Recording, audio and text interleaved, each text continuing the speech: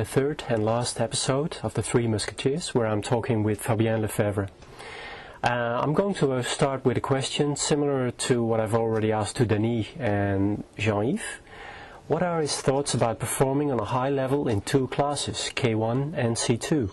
As Denis said, before trying, how could you know that you can't be the best in each classes? So, what we do now is we are professional. We are paid by our sponsor for being the best in the world, and we work as professional. So if we do it in one class, why not in two classes? All your focus and every day on that choice, you can be the best. So if we do it for C1 and K1, we can do it for C2 as well. Yeah. All is a question of how you are planning your training and how you integrate the new informations. That sounds convincing, which actually makes me curious for some examples of insights and what Fabien has learned from their multi-class racing project. We thought we could have some transfer between each classes. So we worked all the time, both on each session. And we have seen that that wasn't the best way to work and to improve, because we had to switch all the time. We were not really focused on each classes. That was a bit the mess. So this year we decided to separate it, and as Denis said, we think there's no transfer possible. Why? Because if you take the C1 moves, he can't do the same in the C2, because I am just in front of him, and he can't paddle like in the C1 because the strokes are shorter. So it's not the same moves, it's not the same strokes, it's not the same weight, and lines are really different. So what we think this year is to really separate. It becomes obvious to me that Fabien does see multi-class racing as an advantage for his personal development. So I ask him if he can elaborate on that a bit more. The way the brain is learning. So if you don't paddle K1 or C1 every day, it doesn't matter, because the day after you paddle C2, so you are in the white water, you train your body in a different way, but you train. So it doesn't really matter if you paddle less than the other K1 or C1 or C2. Yeah. The point is you develop new abilities, and maybe that will make your next strength than anybody else will get. Yeah. Because they only work the same strength all the time in only one class. I think they get bored, but it's my opinion. And what is a big difference between racing individually or together in the C2? We have to talk about the course. Yeah. If we don't do it, you miss lots of gates, because of the boat is longer, the weight of the boat is really bigger, and you can't try to adapt very fast. You have to anticipate more. So both Fabien and Denis are used to race alone.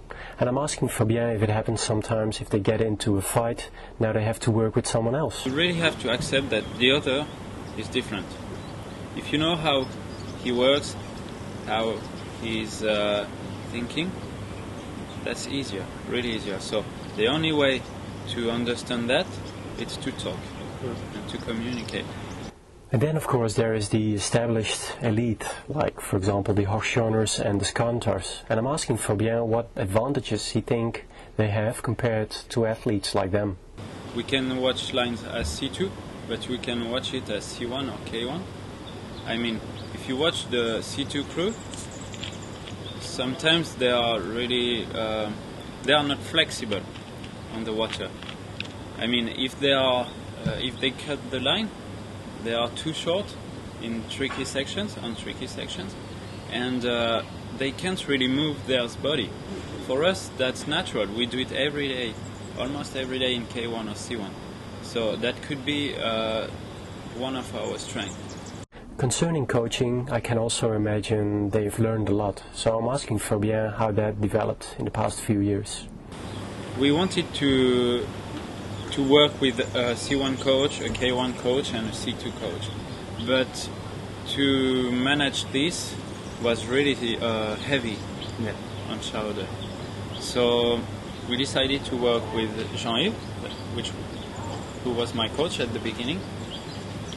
And he got good ideas for Denis, so it worked. And we said, okay, if we want to do something else than the other C2 crew, maybe we get a K1 coach. But sometimes, at the beginning, you have a lot to learn in C2. Yeah. You have a lot to learn for the coordination and technique and technical stuffs.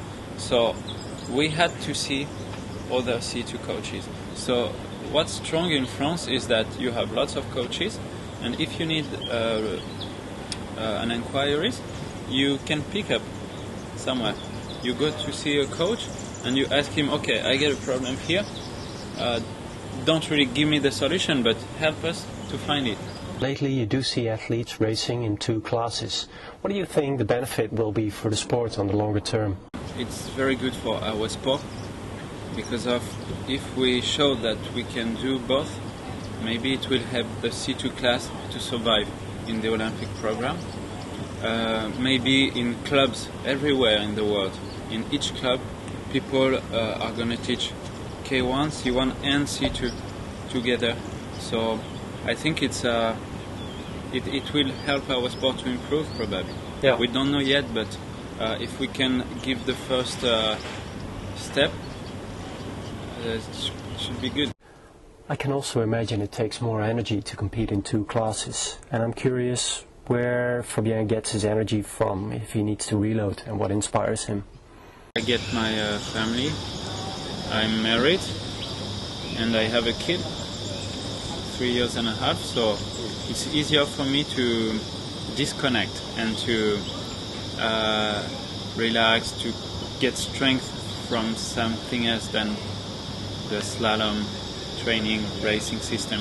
And it helps me to learn life in general and to improve as a human being. Sport for me is just a way to improve as a human being. I don't care about money, I don't care about the color of my medals, even if I love to win. Is that what sport brings me to improve as a human being? Because tomorrow I will stop, and I just want to be happy and free. And I don't want to have something in my bag that I will get on my shoulder all my life because of if I didn't success or anything. Maybe I talk like this because I was champion a few times in my life, so that's easier for me to have a different point of view now. And my last question is what he thinks would be a good development or contribution for the sport. Big stars of the slalom discipline, we have to spend a bit of our time for developing our sport after the career, because during it, it's quite hard. We have family, the sport training and racing, the business on side, and that's quite a lot. We can't really be focused on developing our sport on side, but after our career, maybe we can do it. Maybe that's the next part of our job. We don't know yet, but yeah, that's a way to improve and to keep a place in the Olympic program. Being universal, and for that we need for sure money, but champions to do it.